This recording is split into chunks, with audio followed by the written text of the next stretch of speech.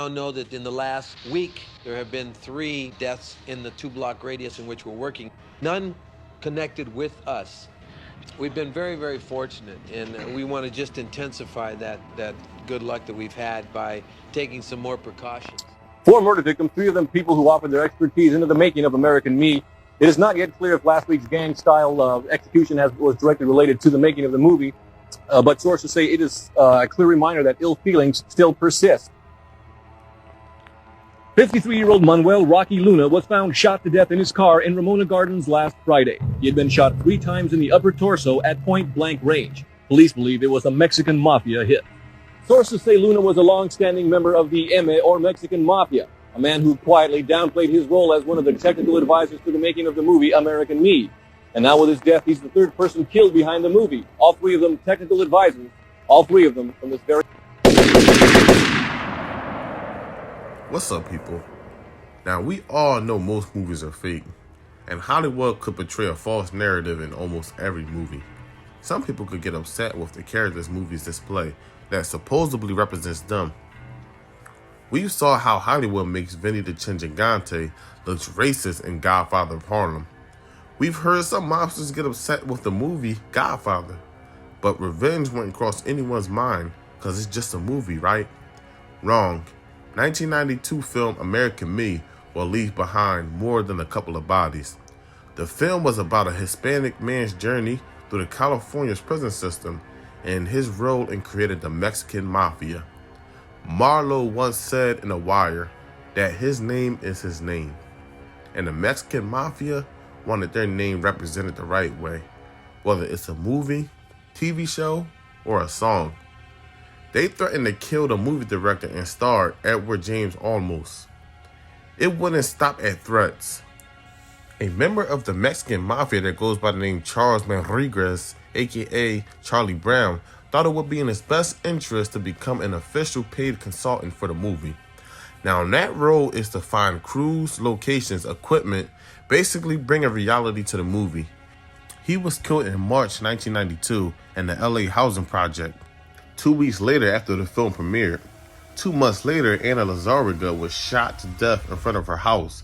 She was executed in her driveway in front of her son and her boyfriend. She was a community youth counselor and official on-set paid consultant to Edward Olmos. A year later, another consultant named Rocky Luna that was a part of the gang was killed for his role. Luna met with the director to discuss Latino gang culture. Now, the main character in the movie was based off of the Mexican Mafia co-founder, Rodolfo Carina. The movie director rewrote portions of the original script, twisting the facts around Carina's life story. Non-Hispanic member Joe Pegleg Morgan filed a lawsuit against the director and filmmakers for defaming him and stealing his likeness without providing compensation. But he would die behind bars months later. Now, the biggest thing that upset the Mexican Mafia was the multiple rape scenes. They have the main character that's based on a co-founder sexually assaulted by another inmate in the film. They even had him have trouble performing sexually with a woman. They also had him turn his back on La M at the end of the movie. In reality, the Mafia didn't partake in a homosexuality activity. Carina never left La M or turned his back on them. So I understand how they felt. I'm not saying I agree with the murders.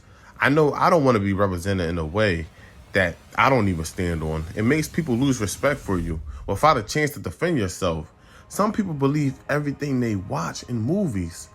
Carina was still a part of the gang when he was stabbed 100 times and thrown over a 3rd-floor prison balcony by the group named Nuestra Familia Assassins on December 17, 1972.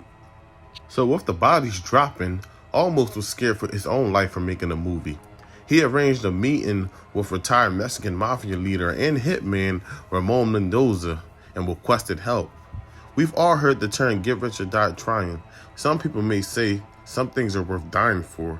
The movie budget was $16 million with the box office sitting at $13 million. So you tell me if it was worth it in the comments. On record, it says 3 people was killed. But some people on the West Coast informed me that it was more than 12 people died for the film. So if you guys know any more information, you guys could just hit me up in the comments and let us know what was going on in the West Coast. Thanks for watching. Don't forget to like and subscribe. And we're going to keep this ball rolling. Peace. The person in charge of that movie made a lot of mistakes. American Me. Yeah. Edward James Olmos. Yeah. Okay. A lot of mistakes. Do you know and him? He'll admit it. What, do you know him? Oh, yeah. Yeah. Okay. I saved his life, really. And he won't admit that either. And I told him out front, you can't do this, Holmes. You can't do this. You're offending some very, very. He said, "Well, it's theatrical." I said, "Yeah, but you're not dealing with theatrical motherfuckers." Then he lied about getting permission to do it.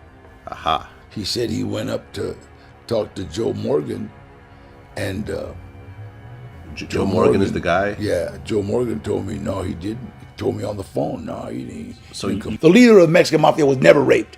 Yeah. All right. So that's number one. Yeah. Okay, so now, what are you going to tell his kids? Well, would you rather be in trouble with the Mexican Mafia or the feds? And I go, well, the feds got rules. He says, well, let's go. So we both went to talk to second in command while Joe was gone. And he said, well, I think, he really disrespected, blah, blah, blah, blah, blah. He said, will you go talk to him? Oh, yeah. So he refused to see me. He wouldn't see me. Edward James Olmos? Okay.